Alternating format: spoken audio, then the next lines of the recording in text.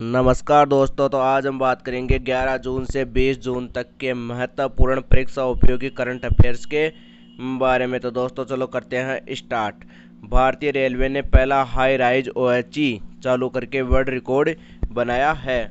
OHE होता है overhead equipment, यानी जब ट्रेन होती है ये ट्रेन के ऊपर पैंथोग्राफ लगा होता है और पैंथोग्राफ जब इस तार को टच करके चलता है तो इस तार को बोलते हैं ओवरहेड इक्विपमेंट।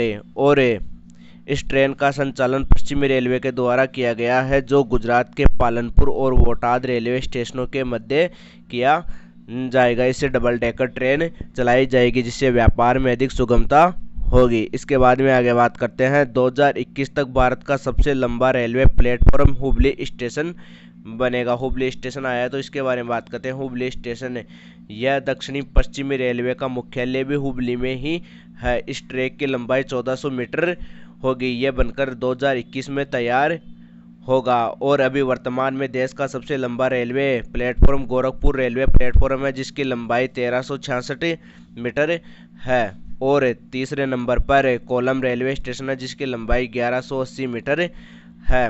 लेकिन 2021 में देश का सबसे लंबा रेलवे प्लेटफॉर्म हुबली स्टेशन बन जाएगा, जिसका निर्माण कार्य अभी प्रगति पे है। इसके बाद में बात करते हैं भारतीय वायुसेना ने कोरोना वायरस मरीजों को बाहर निकालने के लिए एयरपिट नाम से पोड डिजाइन किया है।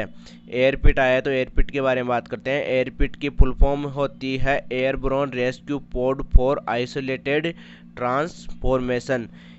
यह अभियान पहाड़ी व जंगली क्षेत्रों में रहने वाले कोविड-19 मरीजों की देखभाल हेतु वायुसेना के द्वारा शुरू किया गया है। इसी के साथ बात करते हैं अभी हाल ही में भारतीय वायुसेना ने मालदीव में ऑपरेशन संजीवनी चलाया था, जो हवाई सेवा के द्वारा मालदीव को दवाइयां भेजने के लिए चलाया गया था। इसके बाद में आगे बात करते हैं कोविड बीप नामक ऐप जितेंद्र सिंह ने लॉन्च किया है। अब कोविड बीप ऐप आया तो इसके बारे में बात करते हैं। कोविड बीप ऐप यह ऐप देश का पहला स्वदेशी ऐप है जो मरीजों के शरीर का मापदंड कर सकेगा कि उन्हें कोरोना वायरस से ग्रसित है या नहीं और उन्हें कोरोना वायरस का संक्रमण कितने प्रतिशत तक है। इसके बाद में आगे बात करते हैं डीआरडीओ ने सुरक्षा बलों की वर्दी साफ करने के लिए जर्मी क्लीन विकसित किया है। इसके माध्यम से सुरक्षा बलों की वर्दी को सैनिटाइज किया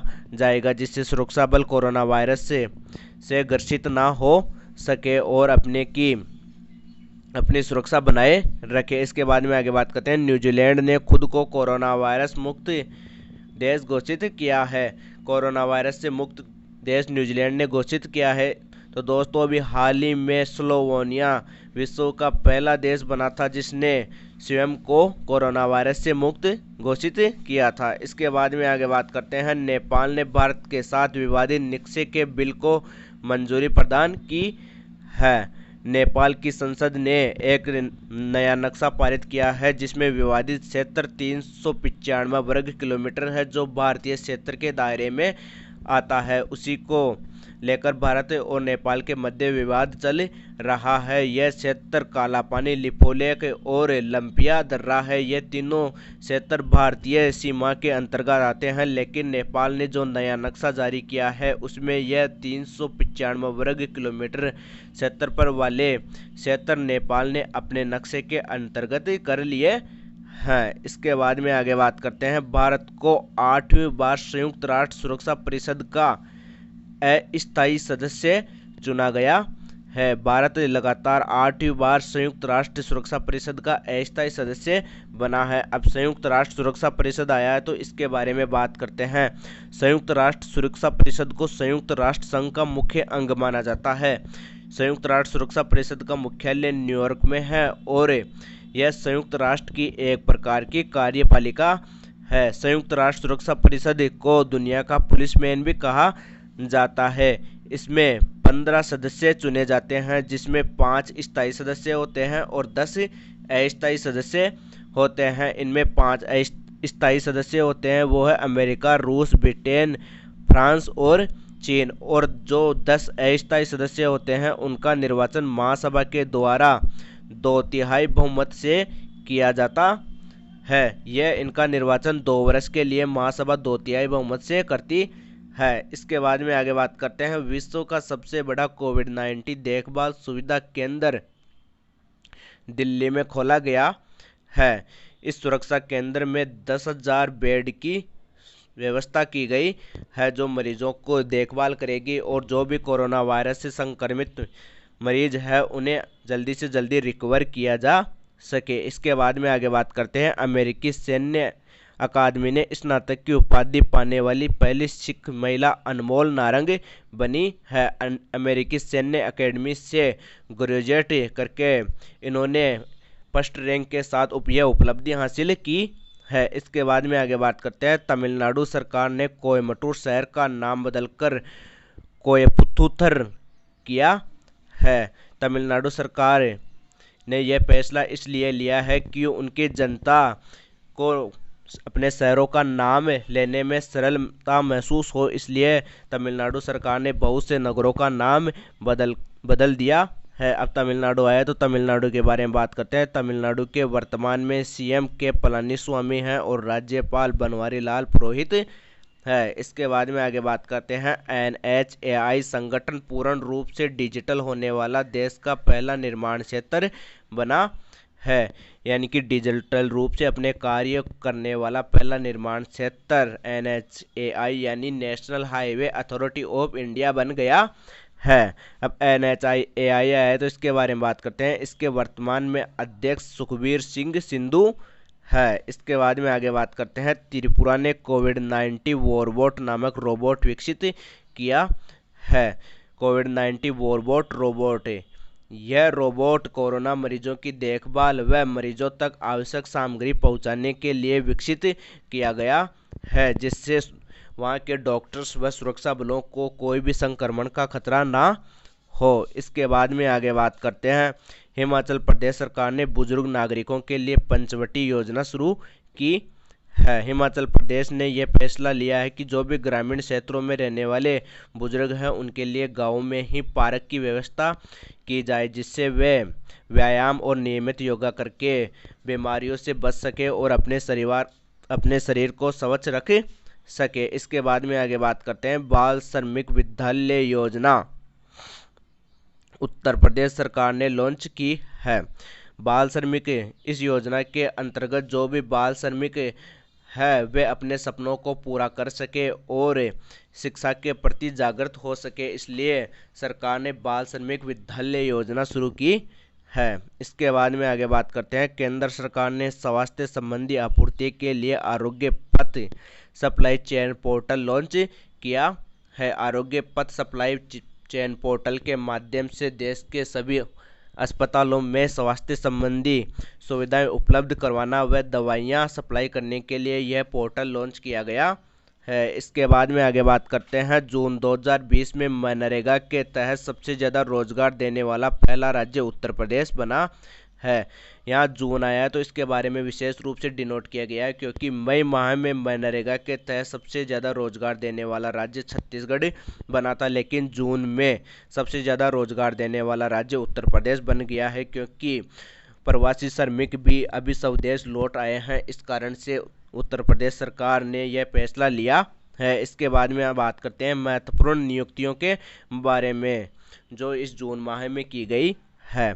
75वें संयुक्त राष्ट्र महासभा के अध्यक्ष बाल्कन बोजकीर बने हैं। इन्हें 75वें अध्यक्ष के रूप में बनाया गया है। अब संयुक्त राष्ट्र महासभा यह तो इसके बारे में बात करते हैं। संयुक्त राष्ट्र महासभा को विश्व की लघु संसद भी कहा जाता है, क्योंकि इसमें सभी 193 देश सम्मिलित है और इसका मुख्यालय न्यूयॉर्क में है। इसके बाद में आगे बात करते हैं, बीसीसीआई के लोकपाल डीके जैन का कार्यकाल 1 वर्ष के लिए बढ़ा दिया गया है। अब बीसीसीआई है तो बीसीसीआई के बारे में बात करते हैं। बीसीसीआई का मुख्यालय मुंबई में है और इसके वर्तमान में अध्यक्ष सौरव गांगुली है। तो दोस्तों आपको बता दें, लोकपाल का पद ये पिछले वर्ष ही लागू किया गया था और देश के पहले लोकपाल पिनाकी चंद्र घोष बने थे और क्रिकेट संघ ने अपना पहला लोकपाल डीके जैन को बनाया था। इसके बाद में आगे बात करते हैं, भारत के अटॉर्नी जनरल यानी महान्यायवादी के वेणुगोपाल का कार्यकाल 1 वर्ष के लिए बढ़ा दिया गया है। अटॉर्नी जनरल होता है महान्यायवादी। महान्यायवादी को भारत सरकार का सर्वप्रथम वह भारत सरकार का विधि अधिकारी होता है और इसकी नियुक्ति अनुच्छेद 76 के अंतर्गत भारत का राष्ट्रपति करता है। यह संसद के किसी भी भवन में बैठ सकता है। इसके बाद में आगे बात करते हैं इडबी यानी कि भारतीय औद्योगिक विकास बैंक के निदेशक अंशुमान शर्मा बने हैं। और इडबी आया तो इडबी के बारे में बात करते हैं। इसका मुख्यालय मुंबई में है और इसके वर्तमान में एमडी और सीईओ राकेश शर्मा है और इसके वर्तमान में निदेशक अंशुमान शर्मा बने हैं। इसके बाद में आगे बात करते हैं फिलीपींस में भारत के राजदूत शंभू एस कुमार को नियुक्त किया गया है और बेल्जियम में भारत के राजदूत संतोष झा को बनाया गया है। इसके बाद में बात करते हैं मुख्य अवार्ड्स के बारे में जो इस माह दिए गए हैं। तो नासा विशिष्ट सेवा पदक से रंजीत कुमार को सम्मानित किया गया है। रंजीत कुमार यह अमेरिका की नासा एजेंसी में कार्यरत है और इन्होंने नासा के लिए अनेक प्रयोग किए हैं, इसलिए नासा ने इन्हें विशिष्ट सेवा पदक से सम्मानित किया है। इसके बाद में आगे बात करते हैं रिचर्ड डॉकिंस पुरस्कार जीतने वाले पहले भारतीय जावेद अख्तर बने हैं। रिचर्ड डॉकिंस पुरस्कार इन्हें यह पुरस्कार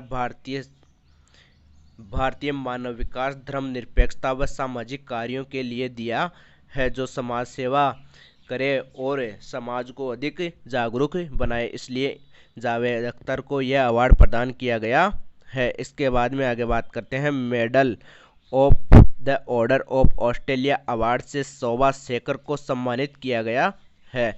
शोभा शेखर ये भारतीय मूल की संगीतकार है और ऑस्ट्रेलिया के कलाकृति संगठन की अध्यक्ष है। इन्हें ऑस्ट्रेलिया के कलाकृति और संगीत में विशेष योगदान के लिए इन्हें यह अवार्ड प्रदान किया गया है। इसके बाद में आगे बात करते हैं विश्व खाद्य पुरस्कार 2020 से डॉक्टर रतनलाल को सम्मानित किया गया है। इन्हें यह अवार्ड पर्यावरण संरक्षण, जलवायु आपातकाल के प्रति जागरूकता फैलाने के लिए इन्हें यह अवार्ड प्रदान किया गया है। इसके बाद में आगे बात करते हैं मर्सर 2020 कॉस्ट ऑफ लिविंग सर्वे के अनुसार भारत का सबसे महंगा शहर मुंबई रहा है। इन्हें विश्व में 60वां स्थान मिला है तो एशिया में इन्हें 19वां स्थान मिला है। इसके बाद में आगे बात करते हैं कोरोना वायरस महामारी में विश्व का सबसे सुरक्षित देश स्विट्जरलैंड रहा है। कोरोना वायरस महामारी के समय सबसे कम वायरस स्विट्जरलैंड में रहा है और इसने अपने को सबसे ज़्यादा सुरक्षित रखा है। और दूसरे नंबर पर जर्मनी रहा है जिसने कोरोना वायरस महामारी से अपने को सुरक्षित रखा है। इसमें भारत का स्थान 56वां रहा है। इसके बाद में आगे बात करते हैं छात्रावासों के लिए ISO प्रमाण पत्र प्रदान करने वाला पहला राज्य उड़ीसा बना है। उड़ीसा सरकार ने यह प्रमाण पत्र जो भी छात्रावास है दलित छात्रों के लिए उन्हें प्रदान किया गया है। सिर्फ यह प्रमाण पत्र उन्हीं छात्रों को दिया गया है जिनमें दलित वर्ग के छात्रों को उचित रहने की व्यवस्था व शिक्षा संबंधी व्यवस्था प्रदान की गई है, उन्हें उड़ीसा सरकार ने यह प्रमाण पत्र प्रदान किया है। इसके बाद में आगे बात करते हैं IMD द्वारा जारी विश्व प्रतिस्पर्धा सूचकांक में भारत 43वें स्थान पर रहा है। अब IMD आया है तो IMD के बारे में बात करते हैं। IMD की फुल फॉर्म होती है इंस्टीट्यूट ऑफ डेवलपमेंट मैनेजमेंट और इसमें भारत की रैंक 43वीं रही है और इसमें प्रथम रैंक सिंगापुर की रही है और सेकंड रैंक डेनमार्क को मिली है। इसके बाद में बात करते हैं मुख्य दिवस के बारे में। तो विश्व रक्तदाता दिवस 14 जून को मनाया जाता है जिसकी theme save blood save lives रखी गई है। इसके बाद में आगे बात करते हैं 18 जून को कर्नाटक सरकार ने मॉस्क दिवस मनाया है। कर्नाटक सरकार ने कोरोना वायरस से लड़ने और कोरोना वायरस के प्रति जागरूकता में महत्वपूर्ण योगदान दिया है। और 18 जून को कर्नाटक सरकार ने कोरोना वायरस के विरुद्ध मास्क दिवस मनाया है। तो दोस्तों कैसा लगा आपको वीडियो अच्छा लगा हो तो हमारे चैनल को सब्सक्राइब करें और वीडियो को लाइक करें तथा दोस्तों वीडियो की पीडीएफ आप वीडियो के डिस्क्रिप्शन बॉक्स में जाकर डाउनलोड कर सकते हैं। तो दोस्तों जीनियस इंसान वही होता है जो सांस ले सकता है जहां पर किसी तरह का कोई फेरा ना हो। तो ओके फ्रेंड्स, थैंक यू।